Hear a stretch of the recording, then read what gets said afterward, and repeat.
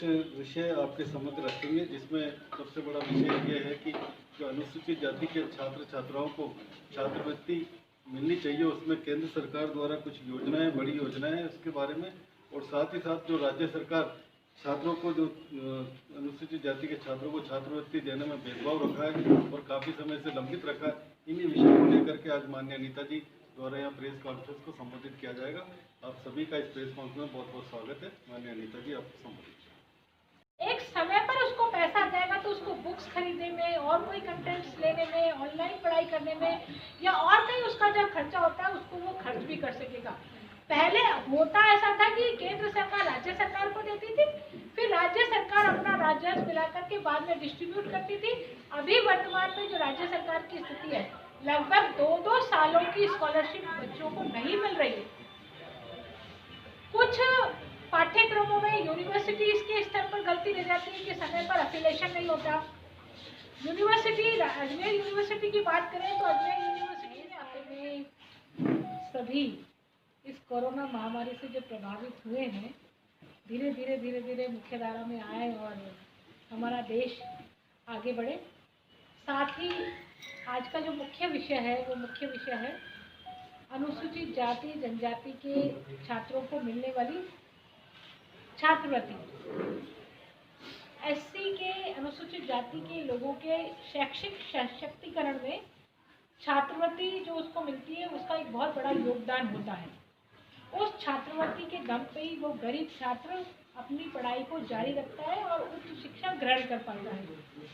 माननीय नरेंद्र मोदी जी की इस केंद्र सरकार द्वारा ऐसे गरीब छात्रों के लिए छात्रवृत्ति सुनिश्चित हो और समय पर उसको छात्रवृत्ति मिल जाए और उसकी संख्या भी बढ़े, उसके नाते से एक बहुत बड़े पैकेज की घोषणा की गई है, जिसमें ये पैकेज पोस्ट मैट्रिक छात्रवृत्ति से प्रारंभ होने वाला है। 10वीं के बाद की जो पढ़ाई है उसके लिए ये जारी होने वाला है और लगभग सभी पाठ्यक्रमों के लगभग 60 लाख छात्रवृत्तियाँ इसमें शामिल हैं, चाहे वो BA है, चाहे MA है, चाहे PhD है, चाहे MPhil है और अन्य सभी प्रकार के छात्रवृत्तियाँ इसमें सम्मिलित हैं। मैं आपको निवेदन करना चाहूँगी कि 2013 से लेकर 14 के दौरान 17.1% से बढ़ करके ये जो छात्रवृत्ति है वो 18-19 के दौरान 23% तक बढ़ी है। इसका मतलब है कि छात्रों का नामांकन बढ़ा है।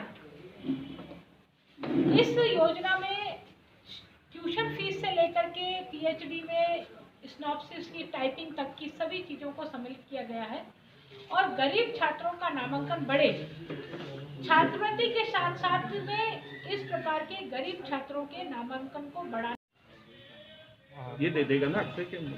हाँ बताइए। अंदर थोड़ा सा पीछे ले हल्का। हाँ बताइए।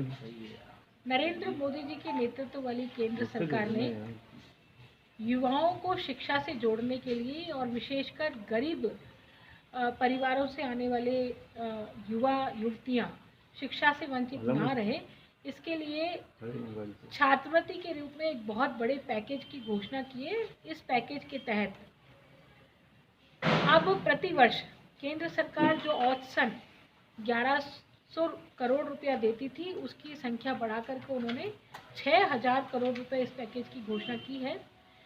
60 लाख युवाओं को इसका लाभ मिलने वाला है और सभी पाठ्यक्रमों में जो 10वीं से ऊपर के जितने भी पाठ्यक्रम हैं उन पाठ्यक्रमों में इस योजना का लाभ मिलेगा।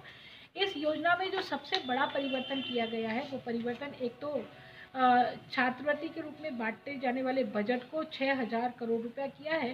दूसरी ओर अब केंद्र सरकार सीधे ही राज्य सरकारों से पढ़ने वाले बच्चों की डिटेल्स लेकर रियल टाइम में उनको जो केंद्रीय राज्यांश का जो 60% हिस्सा है छात्रवृत्ति का, वो सीधे उनके खातों में डालने वाली है। इसके साथ जो नई चीज़ें हुई हैं वो नई शिक्षा नीति के तहत अभियान चलाने वाली बात, जो गरीब अनुसूचित जाति जनजाति या सभी प्रकार के गरीब जो छात्र छात्राएं हैं उनको विशेष अभियान चला करके शिक्षा से जोड़ने का काम किया जाएगा और उनके लिए छात्रवृत्ति की व्यवस्था की जाएगी ताकि वो बालक बालिकाएं भी अपनी इच्छा अनुसार जहाँ तक वो पढ़ना चाहते हैं वहाँ तक पढ़ सकें। मुझे ये बताते हुए खुशी है कि जहाँ 2013-14 में 17% छात्र छात्राओं को स्कॉलरशिप मिलती थी। 2018-19 में बढ़कर के वो 23% हो गई है और सरकार चाहती है कि ये और बढ़े, ज़्यादा से ज़्यादा लोग स्कॉलरशिप के माध्यम से लाभ उठाते हुए शिक्षा से जुड़ें। तो सरकार इसमें अभियान के रूप में बच्चों को जोड़ने का काम करेगी। इसमें सभी प्रकार की ट्यूशन फीस से लेकर के थीसिस लिखने के लिए जो टाइपिंग की ज़रूरत होती है, जिसके लिए पैसे की ज़रूरत होती है, वो भी सरकार उस मद में भी सरकार छात्रवृत्ति के रूप में पैसे देने वाली है।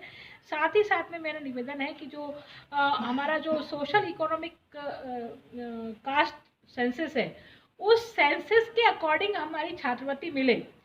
मान लो हमारा जो सेंसस बताता है कि 20% लोग इस कैटेगरी में आते हैं, तो 20% ही लोग छात्रवृत्ति पाएँ, उसके लिए भी विशेष अभियान चलाया जाएगा ताकि कोई भी ऐसा पात्र व्यक्ति जिसको छात्रवृत्ति मिलनी चाहिए वो छात्रवृत्ति से वंचित न रह जाए।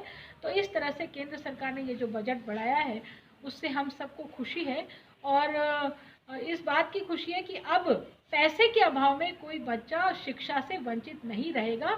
नई शिक्षा नीति के इम्प्लीमेंटेशन के तहत ये सरकार का बहुत बड़ा कदम है, जिसमें सरकार ने सबसे पहले गरीब व्यक्ति तक अपनी पहुंच बनाई है, गरीब व्यक्ति को सबसे पहले प्राथमिकता दी है और सबसे पहले उन्होंने ये जो स्कीम लॉन्च की है उसके लिए आज की इस प्रेस कॉन्फ्रेंस को आयोजित किया गया था। आप सब लोग इस प्रेस कॉन्फ्रेंस में, उसके लिए आपको बहुत बहुत धन्यवाद।